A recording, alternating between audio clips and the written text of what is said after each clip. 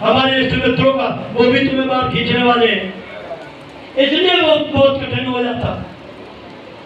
और वो एकांत रहना जल्दी नहीं रह पाता। एकांत रहने के लिए अगर वो बाहर से हटने लगे, अपने काम से काम, बात की समय अपना नाम के साथ, काम के टाइम नाम के साथ रह के काम कर रहा, और जब काम से उठता तब पूरी तरह नाम के साथ लग गया, तो उसकी यात्रा सुगम होगी। मेरी जो समझ में आता है सो मैं कह रहा हूं,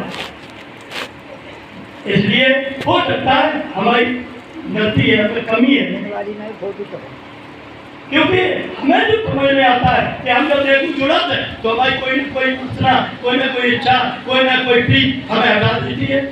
तो हमें ये समझ में आता है कि यही तुम्हारे सबके भीतर होता हो। इसलिए कह रहे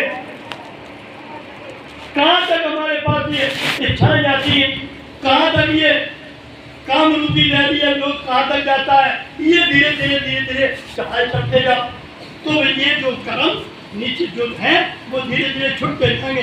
अगर दूरी बढ़ती जाएगी तो कर्म नीचे हमारे छुटते जाएंगे। यही सत्संग में कहा भी जाता है, सिखाया भी जाता है। अगर नहीं है तो फिर भाई अभी जो कह गए थे कोई कि कर्म तो यही है वास्तव में, और नहीं तो कर्म कहाँ है, वो कुकरांत है।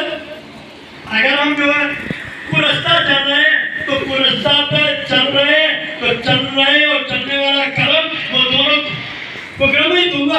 कुरस्ता पे चल रहा तो कुकर्म ही तो है। और अगर परलोक के रास्ते पे जाते हैं तो वो कर्म है। तो कर्म गुरु जी ने हम आपको दिया है, ये कर्म करो। जिस कर्म के करने पर धीरे धीरे चढ़ाई चढ़ेगी तो निष्कर्मी हो जाओगे। ये और इस रास्ता के अलावा कोई दूसरी रास्ता शास्त्रों में, ग्रंथों में, संतों में है ही नहीं। दूसरी ना रास्ता थी ना है ना होगी। इसके अलावा रास्ता कहां से है? दूसरी जगह तुम खेलोगे, या तो महान पुरुष की तरह ये पुरुष महान पुरुष की तरफ खेलने लगे, या नीच पुरुष की तरफ खेले। पुरुष वही खेलना, चाहे वो नीचे खेले चाहे ऊपर खेले। ऊपर खेलना अच्छा बताया, नीचे खेलना तो खेले जाता पहले, इन्हीं में तो खेलना। गुरु के पास गए, हमें इन्हीं में तुम्हें घुमाए दो, इन्हीं में फिर खिलाने का उपाय दे दिया। अरे महाराज ने कोई कंठा खेल रहा, कोई मंत्र जप रहा, ये सबका इंद्रियों में खेलना है ना। इनमें वो खेल रहा तो इन्हें में खिलाने का यत्न दे दिया तो तुम्हारे साथ धोखा हुआ। सत्य नहीं मिला। सत्य का काम था कि जहाँ तुम खेल रहे थे उस खेलने वाले क्षेत्र को, पूरे क्षेत्र को जो तुम्हारा बना रखी थी, तुमने जो अपनी जागीर जिनको समझ रखा था, उस जागीर को निकाल के उससे बाहर करना।